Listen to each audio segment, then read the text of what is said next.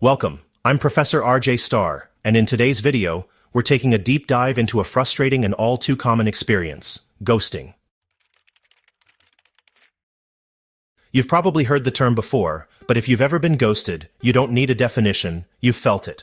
One day, you're talking to someone regularly. Maybe it's a friend you've known for years, someone you've been dating, or even a family member you've always counted on. And then, without warning, the calls stop. The messages go unanswered. Plans you assumed were still in place suddenly aren't. They didn't say goodbye. They didn't offer an explanation. They just vanished. If that's ever happened to you, you know how unsettling it can be. It's not just the absence of communication that makes ghosting so painful, it's the ambiguity. There's no closure, no way to know what happened or why. You might run through every interaction, trying to figure out if you said or did something wrong. Maybe you convince yourself they're just busy, or that something happened to them, but then you see them posting on social media, or you hear from mutual friends that they're fine. They just chose to disappear from your life. Ghosting isn't just a modern dating phenomenon. People ghost in friendships, in workplaces, even in family relationships. It's a form of avoidance, an unwillingness, or an inability to face a difficult conversation. And while it might seem like a thoughtless or even cruel thing to do, the reality is more complicated. There are psychological patterns behind ghosting, and understanding them can give us insight into not just why people do it, but what it says about human behavior as a whole. In this episode, we're going to explore ghosting through the lens of psychology, why some people find it easier to disappear than to communicate what's happening in the brain when we experience rejection, and how ghosting is connected to broader patterns of avoidance. We'll touch on attachment theory, avoidance coping mechanisms, and the way technology has made ghosting more common than ever. And along the way, we'll discuss what ghosting means, not just for the people who get ghosted, but for the people who do the ghosting. So let's get into it. Why do people ghost? And what does it reveal about how we handle discomfort, relationships, and human connection? Before we dig into the psychology behind ghosting, let's define exactly what we're talking about.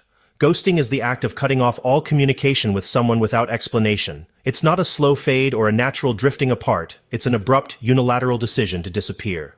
No call, no text, no acknowledgement, just silence. Now, some people might hear that and think, well, relationships end all the time. And that's true. People naturally grow apart, priorities shift, life happens. But ghosting is different because it's not a mutual disengagement. It's one person making the choice to disappear, leaving the other person in a state of confusion. At its core, ghosting is a form of avoidance. In psychology, avoidance behavior refers to the way we sidestep situations that feel uncomfortable, distressing, or overwhelming. It's a basic human response. We avoid pain.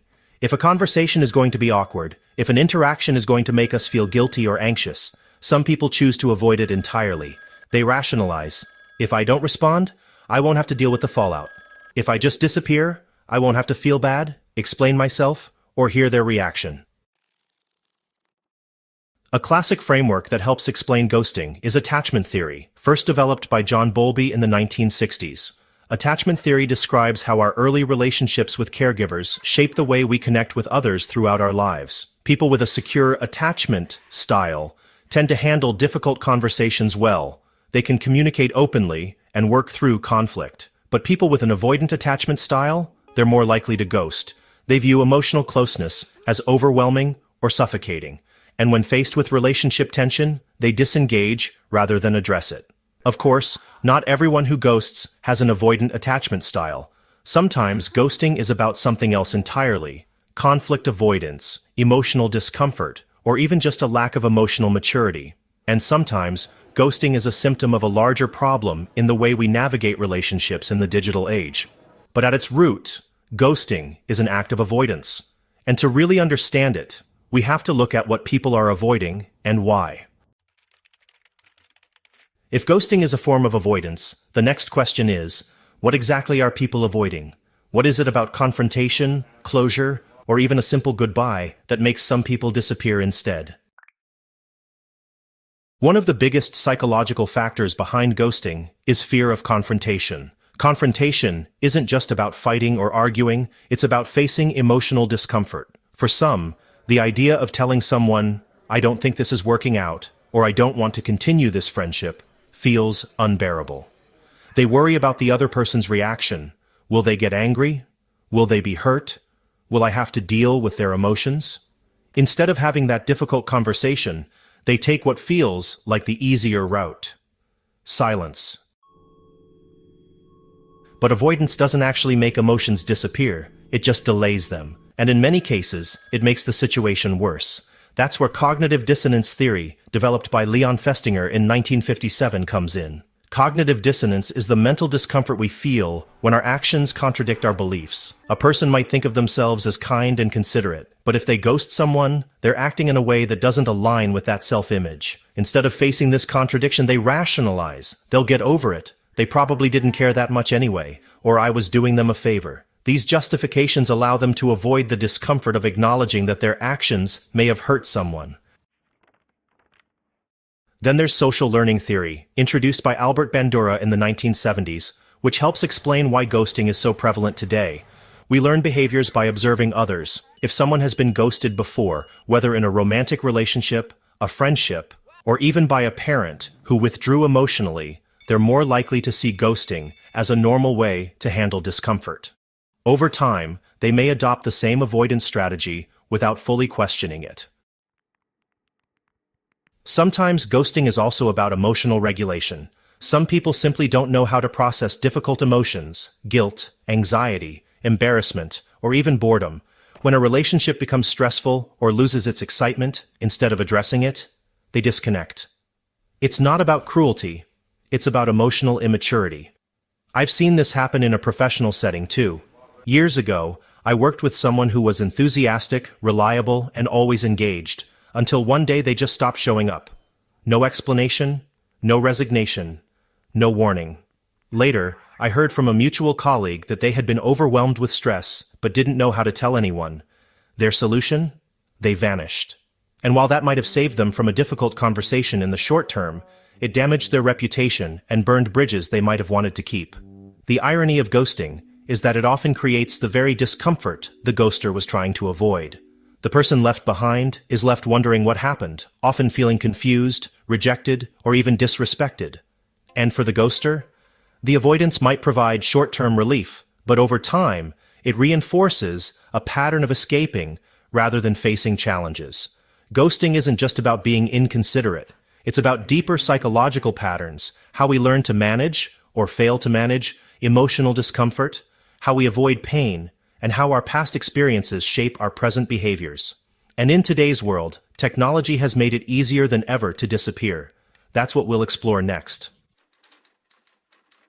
Ghosting isn't new. People have been avoiding difficult conversations for as long as relationships have existed. But the way we ghost, and the frequency with which it happens, has changed dramatically in the digital age. Technology hasn't just made ghosting easier. In many ways, it has encouraged it.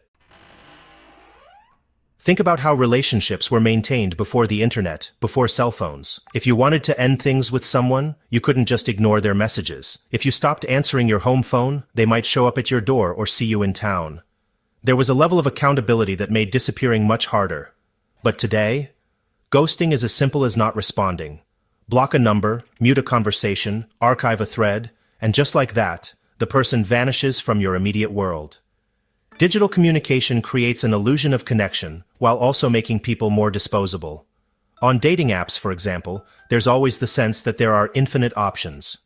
If one conversation feels awkward or slightly less exciting, it's easy to move on to the next match. The problem is, this mindset spills over into real-life relationships, where people start to see others not as individuals with real emotions, but as just another interaction in an endless stream of potential connections.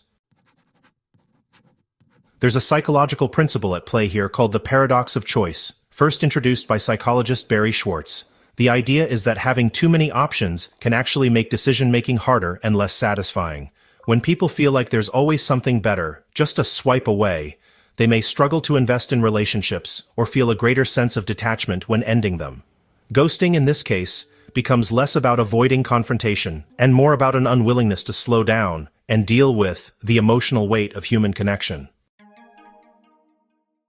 Case studies have shown how ghosting is particularly common in online dating. A study by Lefebvre et al. In 2019 found that people who met through dating apps were significantly more likely to ghost compared to those who met in person. One of the key reasons? The anonymity and lack of real-world social ties made it easier to disengage without consequence.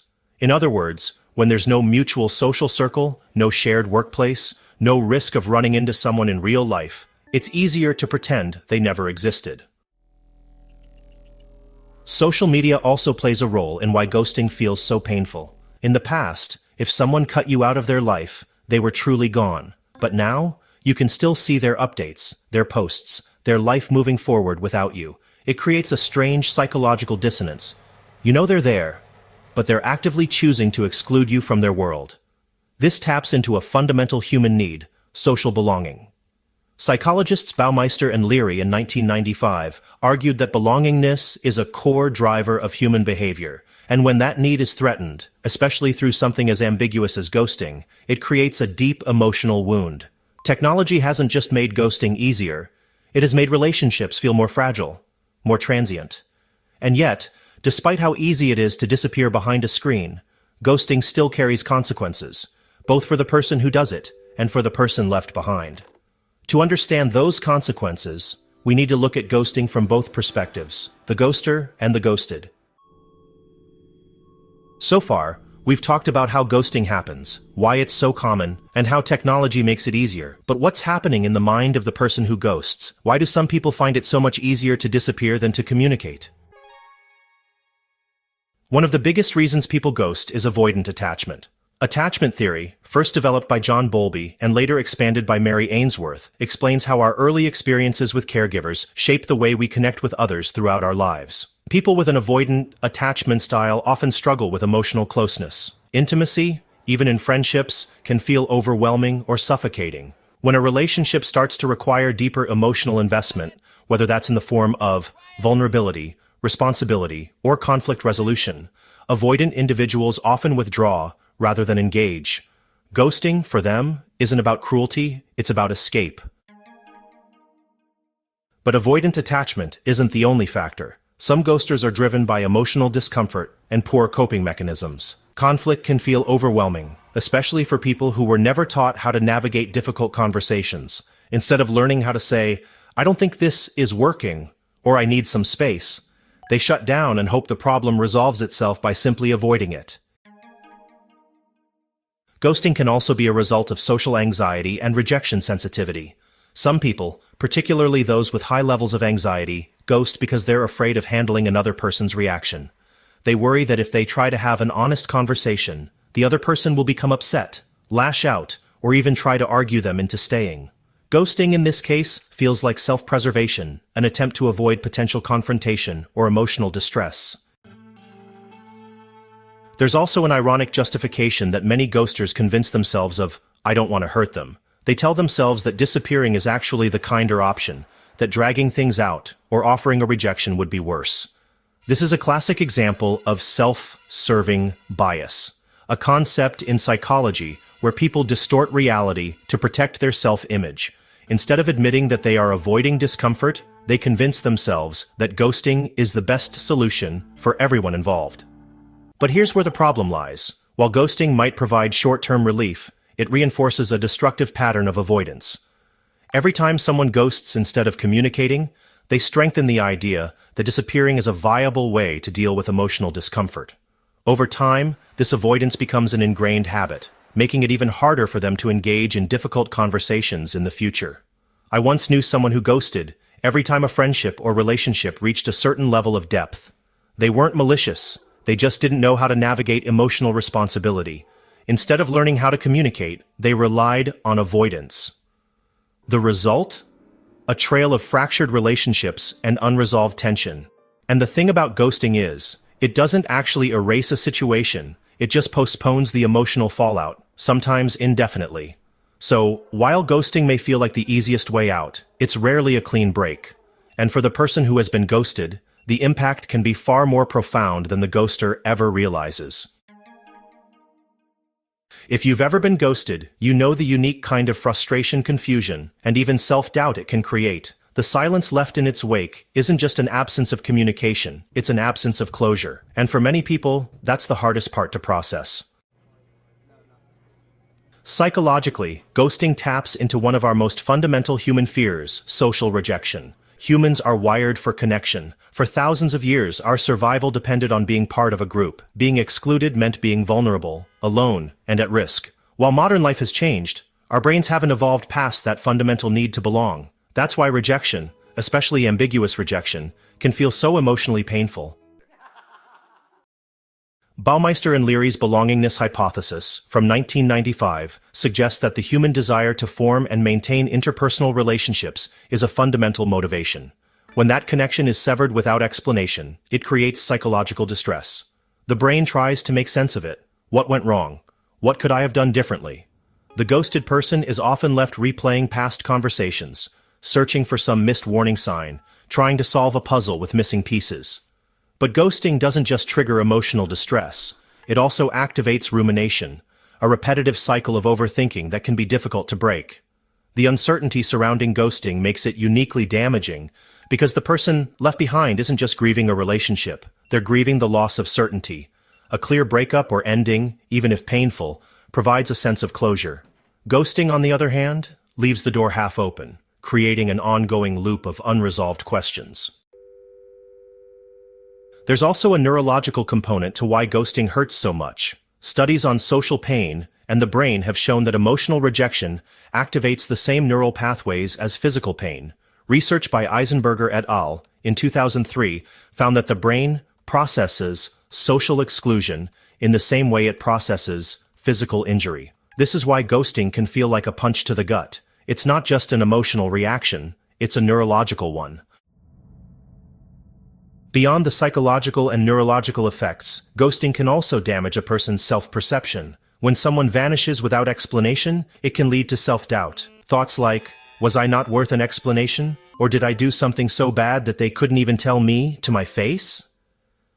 Can take root, especially for people who already struggle with feelings of self-worth. I've had conversations with people who were ghosted by close friends or even family members, and they described it as a kind of emotional abandonment. One person told me about a friend they had confided in for years, someone they had supported through breakups, career struggles, and family issues. And then, out of nowhere, that friend disappeared. No falling out, no disagreement, just silence. The hardest part wasn't the loss of the friendship itself, it was the feeling that they had been discarded without a second thought. That's the real pain of ghosting. It's not just losing someone, it's losing the chance to understand why. But while ghosting can be deeply hurtful, it's important to recognize that it's often more about the ghoster's inability to handle discomfort than it is about the worth of the person being ghosted.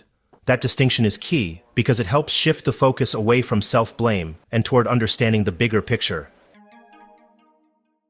So what do we do with all of this? How do we navigate ghosting, both when we're on the receiving end and when we're tempted to disappear ourselves? At this point, we've explored the emotional and psychological impact of ghosting, but here's a question worth asking. Is ghosting always wrong?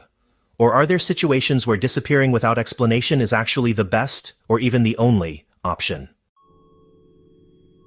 While most ghosting happens out of avoidance, there are circumstances where cutting off communication without explanation is necessary for self-preservation. The most obvious example is escaping toxic, manipulative, or abusive relationships. When someone is dealing with a person who disregards boundaries, manipulates their emotions, or refuses to respect their autonomy, ghosting isn't avoidance, it's protection. There's a concept in psychology called no contact, which is often used in situations involving narcissistic abuse, controlling relationships, or highly toxic dynamics. The idea is that, for some individuals, continued engagement will only lead to further harm, because the person they're dealing with isn't capable of healthy, respectful communication. In these cases, ghosting, or more accurately, going no contact, is a survival strategy.